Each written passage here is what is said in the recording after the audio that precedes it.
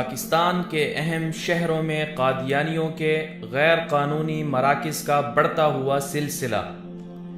ایک رپورٹ کے مطابق قادیانیوں نے پنجاب کے دو اہم شہروں خوشاب اور سرگودا میں غیر قانونی قادیانی مراکز کا سلسلہ بڑھا دیا ہے۔ چنانچہ پنجاب کے ضلع خوشاب میں قادیانیوں کے 24 نئے مراکز کا انکشاف ہوا ہے۔ اس کے علاوہ خوشاب سمیت پنجاب کے اہم شہروں میں حساس مقامات کے قریب قادیانیوں کی طرف سے اراضی خریدنے کا انکشاف بھی سامنے آیا ہے۔ رپورٹ میں بتایا گیا ہے کہ قادیانیوں نے صرف ایک سال کے عرصے میں 24 کے قریب غیر قانونی بیت الذکر نامی قادیانی مراکز خوشاب میں قائم کیے ہیں۔ یہ مراکز حال ہی میں مسلمانوں کے شدید احتجاج سے خوشاب میں تبدیل کیے جانے والے ڈی پی او کی خوشاب میں تعیناتی کے دوران قائم ہوئے۔ قادیانیوں کے غیر قانونی مراکز کے قیام کی اطلاع دینے کے باوجود پولیس اور انتظامیہ کی طرف سے تاحال کوئی کارروائی نہیں کی گئی۔ ذرائع کے مطابق ضلع خوشاب میں پاکستان کی ایٹمی تنصیبات کے علاوہ پاکستان ایئر فورس کا مرکزی ریڈار سسٹم بھی نصب ہے۔ ذرائع کا کہنا ہے کہ اکثر نئے قادیانی مراکز انہی حساس مقامات کے قرب و جوار میں قائم کیے گئے ہیں۔ بھارتی وزیر اعظم نریندر مودی کے اسرائیلی دورے کے بعد ضلع خوشاب میں قادیانیوں کے مراکز کا سلسلہ بڑھنا شروع ہوا، جس پر حساس اداروں نے تشویش کا اظہار کرتے ہوئے رپورٹ پنجاب حکومت، ضلع انتظامیہ اور پولیس کو بھجوا دی ہے۔ ذرائع کے مطابق سابق ڈی پی او خوشاب کی تعیناتی کے دور میں لوگوں سے زبردستی اراضی قادیانیوں کو فروخت کرنے کے واقعات بھی ریکارڈ ہوئے۔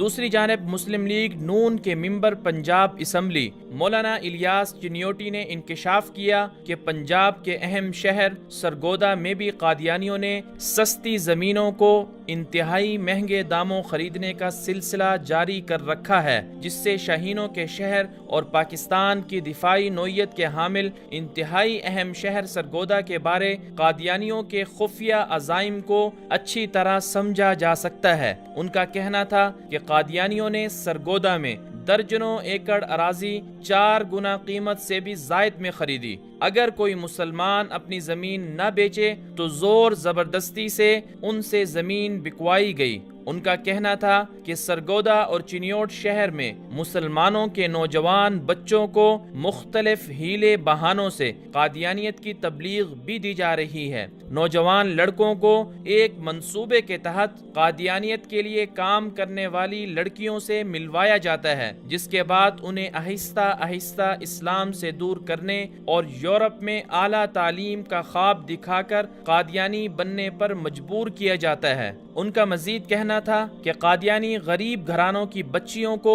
جہیز کا لالچ دے کر اور غریب بچوں کو نوکری کی آڑ میں گمراہ کر کے قادیانی بنا رہے ہیں۔ ان واقعات سے اندازہ لگایا جا سکتا ہے کہ قادیانی کس طرح اسلامی جمہوریہ پاکستان میں نظریہ اسلام اور نظریہ پاکستان سے کھلواڑ کر کے مسلمانوں کو گمراہ کر رہے ہیں۔ آئین پاکستان قادیانیوں کو غیر مسلم اقلیت بتاتا ہے، لیکن بدقسمتی سے گزشتہ 44 سالوں سے قادیانیوں نے آئین پاکستان کے اس فیصلے کو تسلیم نہیں کیا، اور آج تک قادیانی آئین پاکستان کا نہ صرف تمسخر اڑاتے ہیں بلکہ بیرونی دنیا میں پاکستان کے آئین اور ریاست پاکستان کے خلاف خوب پروپیگنڈا بھی کرتے ہیں۔ دوسری طرف دوغلے پن کا اظہار کرتے ہوئے قادیانی پاکستان کے وسائل اور پہچان کو استعمال کرتے ہیں۔ ایک خفیہ منصوبے کے تحت پاکستان کے اہم اور حساس شہروں میں بڑے پیمانے پر اراضی خرید رہے ہیں اور فلاحی کاموں کی آڑ میں غریب اور سادہ لوح مسلمانوں کو گمراہ کر کے قادیانی بنا رہے ہیں۔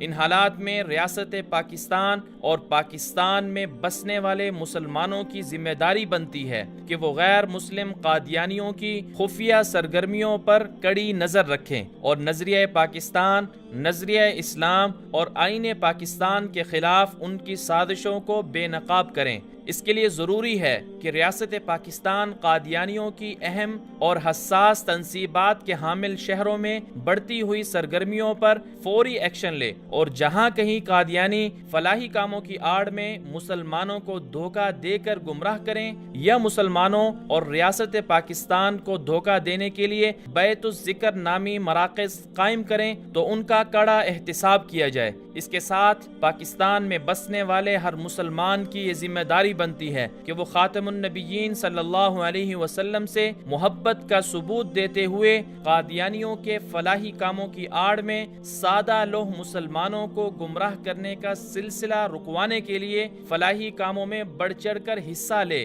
اور غریب اور ضرورت مند مسلمان بھائیوں کی مدد کرے۔ یاد رکھیے، پاکستان لا الہ الا اللہ اور رسالت مآب صلی اللہ علیہ وسلم کی ختم نبوت کے نام پر وجود میں آیا۔ ختم نبوت پر نقب لگانے والے قادیانی نظریہ پاکستان اور نظریہ اسلام کے مخالف ہیں، اس لیے ختم نبوت صلی اللہ علیہ وسلم کے پروانوں اور عاشقان رسول صلی اللہ علیہ وسلم کو ہمیشہ بیدار اور حساس رہ کر اپنی ذمہ داریوں کو ادا کرنا چاہیے۔ اسی میں ان کی اور پاکستان کی فلاح ہے۔